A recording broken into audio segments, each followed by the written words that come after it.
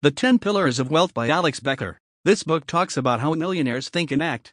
The first pillar: reject getting rich slow. Are you working from 8 to 5 and always stuck in the traffic jam every morning just to get to work? If your answer is yes, then you are a traffic fighter, and this is what we call getting rich slow. Traffic fighters are taught to do well in school, go to college, get a good job, work hard and save most of your money and retire at the age of 65. Sometimes they can pamper themselves with a few cool luxuries every once in a while, save up the rest of their salary for the next 30 years and retire in comfort. Sounds like a safe bet. But what if you got fired, laid off, or your job is being replaced? The problem with getting rich slowly is that you have no control. Getting rich quickly, on the other hand, has a lower risk than getting rich slow. That is because you control everything. Getting rich quickly is like playing a video game. You face difficulty when you just started, and you're going to suck at it and even quit. However, the more you play, the better you get. Oh yes, you probably heard that only 1% of business succeed, and the truth is most companies are built and planned by people who don't think or plan correctly. The good thing about getting rich quickly is that you are allowed to fail 100 or even 1,000 times. You just have to get it right once. The second pillar: separating time from money. Do you have a special talent that you can exploit to earn money? LeBron James, Cristiano Ronaldo, Tiger Woods, they are so talented that a minute of their time can be worth thousands of dollars, but they only have so many minutes a day, so their income is capped. This is extremely difficult for most of us unless we are incredibly talented. You probably heard that time is money, but time is money does not apply to Jordan Belfort. If you have seen the movie Wolf of Wall Street, you should know that Jordan Belfort is very good at making money. In his heyday he made over $50 million a year. But he spends 90% of his time partying and doing drugs instead of working. So how does he do all this? It's simple. He cloned himself to hundreds of stockbrokers and created a lethal sales pitch for cheap penny stocks, and his army of stockbrokers pushed his pitch to thousands of wealthy people. Now, what Jordan has created is a system that can generate wealth, no matter what he is doing with his free time. Completely separate time from income. This is precisely what Jordan did, even with his killer sales pitch. If Jordan had kept himself to a one-man team, he would not have become so wealthy. This is because there are only so many phone calls he could make in a day and only so many clients he could manage by himself without help. So when we want to get rich quickly, the first step is setting up a business which we can separate our time from money. The third pillar: accepting that you must be better than everyone else. Imagine you are a racer. You have the most advanced car, the best pit crew, and your car has illegal additions that make it go 2 miles faster than every other car. Even when everything is stacked in your favor, and if there is an opening that is slightly risky, are you going to take it? No, because you think that you are average and don't have faith that you will make it. You have one problem: you have low self-esteem and you don't believe you are going to win, which makes you afraid to drive fast and take the risk. You rather stay safe than to deal with the consequences of trying hard. You are part of the 99% that never changes your belief system. Every day, I turn on the TV and see average people getting rich with mediocre ideas. The only thing that separates them from other average people is the belief that they can do it. As you can see, having this simple belief can make a moron rich, and lacking it can make a genius poor. If you only remember one pillar from this whole book, make sure it's this one: beliefs drive our actions, so believe in yourself. The fourth pillar: knowing every little thing is 100% your fault. Stephen was driving his daughter home at night. He drove very near a bar, and suddenly a truck came around the corner and smashed into Stephen's car.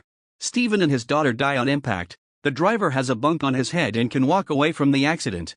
Sure, we can blame the drunk driver, but it doesn't change who loses in this situation. Blame doesn't change actions.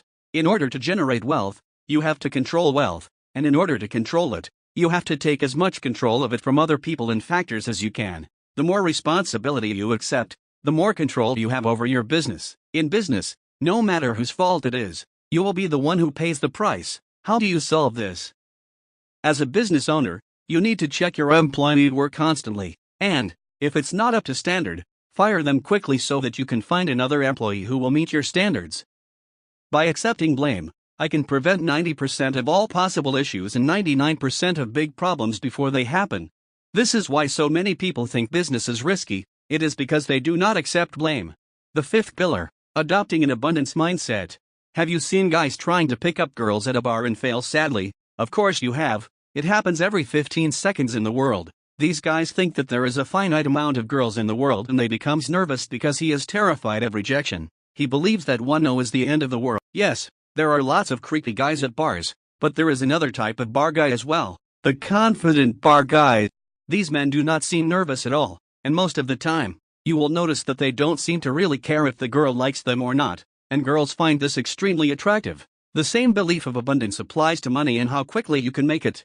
People who think in abundance will attract money like flies on shift. These are the people who think that the amount of money they can generate is endless if they work hard enough. This is why the rich get richer and the poor stay poor. The sixth pillar: forgetting what if and focusing on what is. Both Ben and Roy started working at a car dealership on the same day. They had the exact education and background. The only difference between them was that Ben was always thinking about what ifs, and Roy was only focused on the problems right in front of him, aka what is. Roy spent his first day approaching customers and trying to get sales. Of course, Roy had a few hiccups while selling, but he took action and dealt with problems when they became problems, while Ben took minimal effort and focused solely on hypothetical questions. Ben was locked in perfection paralysis. On the fifth day, both car salesmen got called into the owner's office. At this point, even though Roy had made some mistakes, he sold a total of 11 cars. He also knew how to fix his mistakes. Ben, on the other hand, had made 0 mistakes but had also sold 0 cars. Ben was fired for underperforming. Why did Ben fail while Roy succeeded? This is what the sixth pillar is all about. In order to reach your goals, you have to take a certain number of steps to get there. By taking these steps, you will naturally run into problems, but, as we all know by now, the best way to learn is to experience something yourself. The single worst thing you can do when trying to reach your goals is not doing anything at all. If you are still afraid to take actions, please tell yourself this: that only day all your what ifs are answered is the day you die. The seventh pillar: mapping out actions that achieve goals. What do you notice about companies such as Amazon or Facebook? They both took a long time to become profitable, and Amazon did not reap a profit for almost 20 years. How can successful companies be worth so much money without being profitable? It is because of the amount of leverage they are gaining. These companies are good at creating and following through their goals. More importantly, the better they are at mapping out how to reach these goals.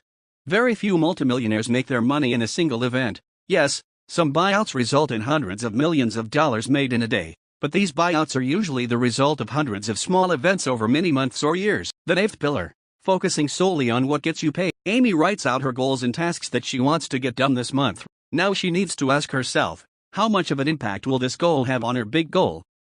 Read 4 marketing books. While reading books might help her become better at selling, this does not directly generate any income.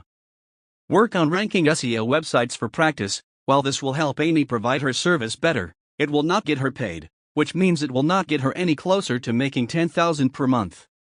Learn AdWords and Facebook advertising. Again, learning does not get us paid. No one is going to give Amy a check to learn how to advertise. Create a business website. Websites without customers do not generate any money. This could easily be outsourced to someone. Cold call and potential email clients. This is the only actions that directly leads to getting paid. Always ask yourself, what is the most critical action that will get you paid? In order to make as much money as possible, every moment of our time should be spent focusing on what gets us paid. If I hire a software developer for $30,000, I can almost guarantee that the software will generate $300,000. When many people get started, they are all over the place with their actions. They are reading self-help books, researching 10 different things at once. Their actions are very ineffective because they are not doing what will make them money. One of the main focuses of the 8th pillar of wealth is recognizing this anomaly. The 9th pillar: people give money to people that get people. One of the biggest mistakes of traffic fighters is that they try to make money without understanding people. They think that money is generated by doing a task. Many people fail to understand this when they start a business, and they therefore try to forge a business without thinking about people. What Steve Jobs had was different. He understood what people wanted before they want it. He knew how to get people to do what he wanted them to do. He led people. iPhones are generally not as innovative as other products, and there are much more advanced options out there. Yet Apple could always get people to hand over thousands of dollars. The actual reason why people buy iPhones has nothing to do with the phone at all. It has to do with how the idea of owning it makes them feel, which is cool, connected, modern, and trendy. This is the power of understanding people and how to push them to do what you want. You must realize that reaching your goals without being able to control people is impossible. If you learn one thing, learn how to sell. Someone else can code your software, make your products, or do just about anything for you, but no one else knows your product like you do, knows your target audience as you do, or cares about your ROI as much as you do. Therefore, no one can sell like you do. The 10th pillar: finding competitive friends and suitable mentors. Finding competitive friends. World of Warcraft is a massively multiplayer online role-playing game. There are thousands of people interacting in an online hosted cities. The goal of WoW is to get better items to help your character fight better. In fact, it is so addictive that at one point, WoW had over 14 million players paying $19 a month to play the game. Imagine if right after reading this book, you spent every waking minute working at getting rich like a psycho, working for 20 hours a day for months. Unfortunately, this level of obsession is tough to trigger. So how do we trigger it? By being in a community of like-minded people with the same goal will trigger an obsession to work hard, succeed, and compete in a friendly way. Part 2. Finding appropriate mentors. Imagine you are walking through a minefield to get rich, and hitting a mine doesn't kill you. It just makes you start over from the beginning of the game, and it will take you hundreds of tries to finally learn enough to walk through the whole thing in one piece. Competitive friends will give you the motivation to get through the minefield, yes, but only a mentor can get you through the minefield 10 times faster. You need to understand that you need a suitable mentor. You will want to look for a mentor who is a few steps ahead of you, but not too far from you. If you are making close to nothing, you want to find someone generating about $3,000 to $5,000 a month. This type of person will be able to give you the most relevant advice on getting started, because they were in your position recently. They are moving at a level higher than you, but not so high that both of you can't understand each other. That's all. Congratulations for finishing this book.